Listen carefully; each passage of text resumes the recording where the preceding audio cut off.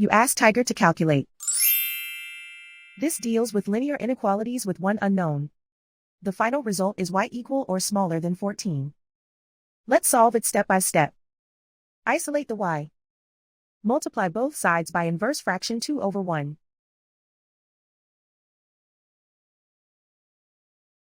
Group like terms.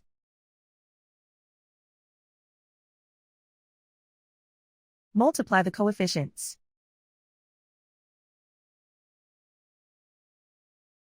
Simplify the fraction.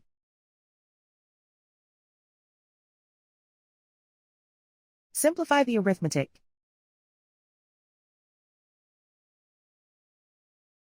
Plot the solution on a coordinate grid.